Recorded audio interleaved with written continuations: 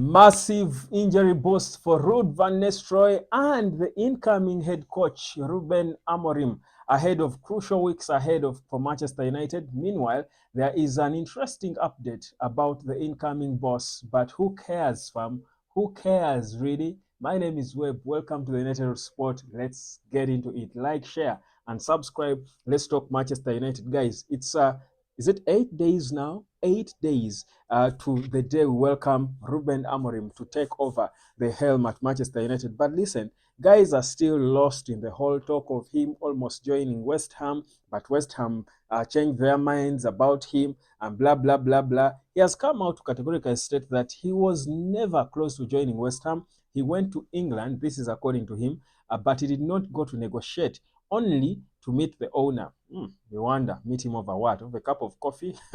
I had made my decision to start sporting, and if you think I wanted to leave last year, there is nothing I can do about it. That is Ruben Amorim. That sounded a bit defensive, but fam, nobody cares. All we care about is that he's the incoming head coach of Man United, and it's what a scoop for Manchester United. So many clubs were hoping it would be them, but this guy chose to wait patiently for Manchester United. We only hope that it works. But let's get proper into his job and the players, because that's where the biggest headache is. People will tell you the problem at Man United is not really just about the management, it's the players, fam. It's the players. Now, listen, there is a major injury. It's not even double, it's a triple injury boost for Manchester United ahead of the upcoming games. Of course, not the one against PAOK. The only one we could welcome back against PAOK could be Christian Eriksen, but the bigger boost will be for the Premier League game against Leicester City. KOBBIE Mainoo is in contention to return and be available for selection, according to the latest that is coming in. You do recall that he got some serious a muscular injury in the later stages or the closing stages of our goalless draw against Aston Villa. Now, subsequently, he was out for a couple of weeks and he has missed 5 matches, to be precise, in all competitions, which is quite not good. I think the last time that happened was before the start of the season, after preseason. That was, when he got that injury against Real Madrid. But it's good now that KOBBIE Mainoo is expected to return for the game against Leicester City. That will be on Sunday, according to the reports we are getting in. I think for me, it gives Ruud van Nistelrooy, I think, more depth. We know that Manuel Ugarte and Casemiro are performing decently well in the middle, holding fort properly well, but clearly we lack depth in the middle. It's a lean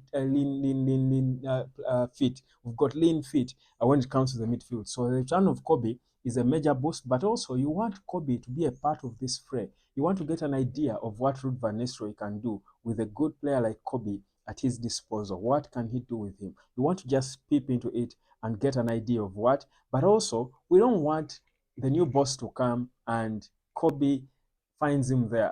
Like KOBBIE returns from injury with a new boss already there. You get a feeling you want KOBBIE to first pick his rhythm again, so that Ruben Amorim gets to see the best representation of KOBBIE. That's what I think. So for me, whichever you look at it, I think this is a major update for the team, because I still insist, even with Ruben Amorim, KOBBIE should be the fulcrum on which the rebuild of Man United spins. Now, he's not alone. YORO is also expected to return soon. Of course, he's back training already. But the big summer signing will not be here in time for the Leicester game, neither the PAOK game in the Europa League.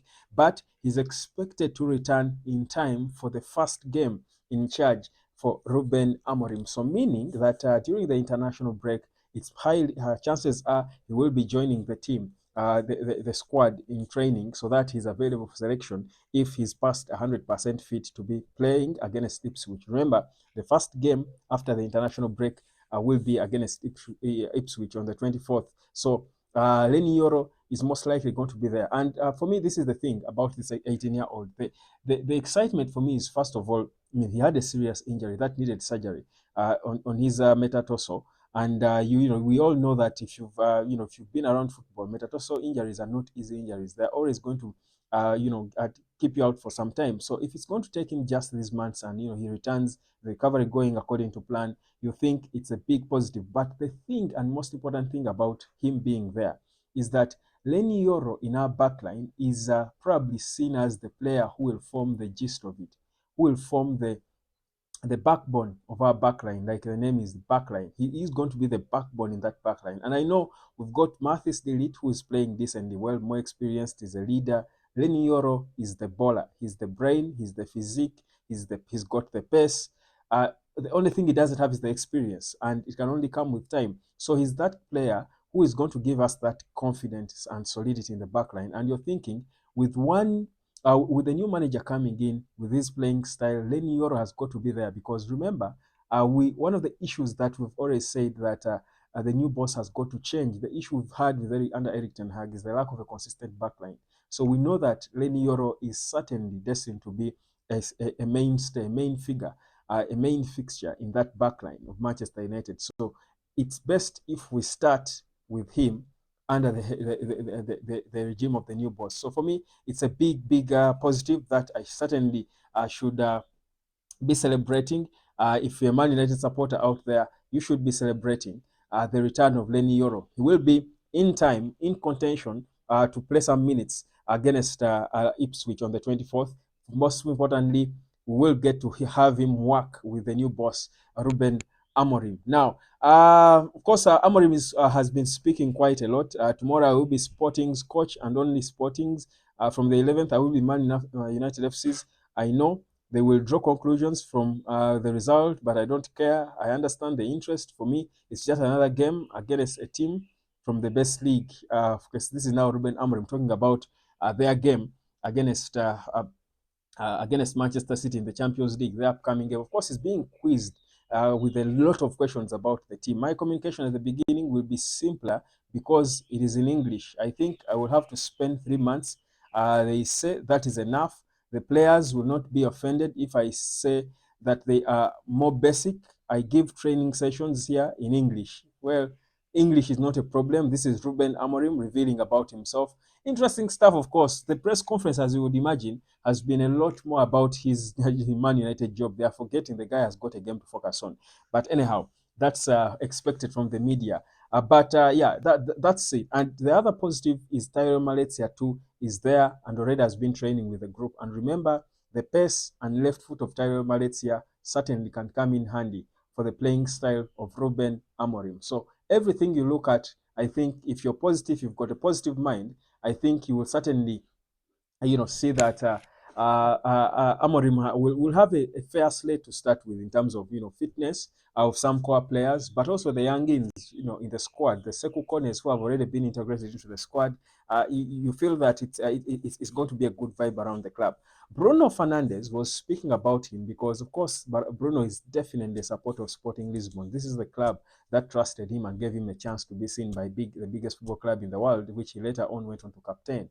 And here he was saying that, of course, he watches their games and he knows how they play, but he's not sure what the manager is going to do because the players are different. The Man United players are different, so there is no guarantee that the playing style will be the same. First of all, he might be known for a back three, but he could tweak things around to suit the players he has, and that's probably that's the sign of a good manager, isn't it? So you'll probably that I think leaves a bit of room for expectation that we don't know what to expect from Ruben Amorim. We've of course seen what he does with Sporting and Braha and the teams he's managed, but we cannot really say we know what we're going to expect from him to bring at Manchester United until we see it. So it's an exciting, I think, moment. And in his own words, he has said it will be a different approach, but my life will be the same. There is a way of playing, an idea, but communication will be more basic.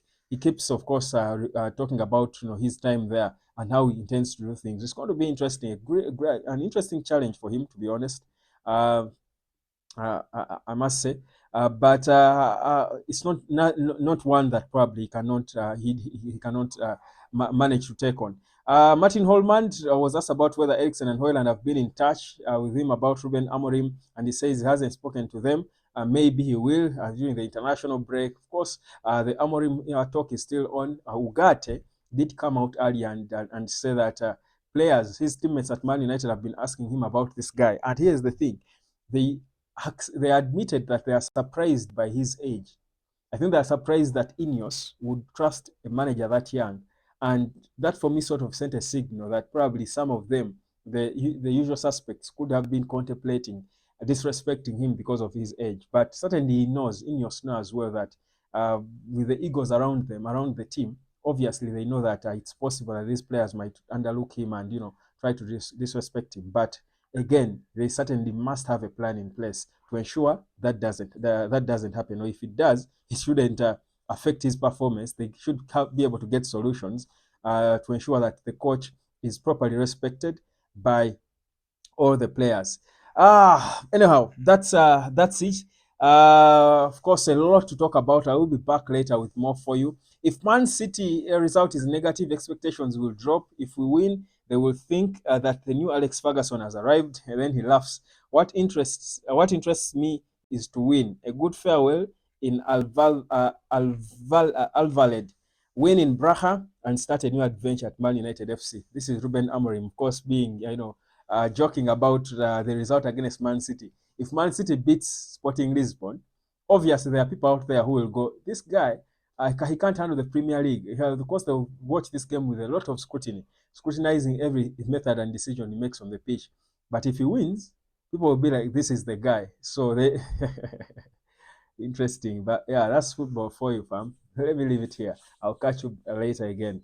The United Hotspot. My name is Webb. Peace, love, and harmony. We're still here, counting down to what's coming at the biggest football club in the world. Cheers.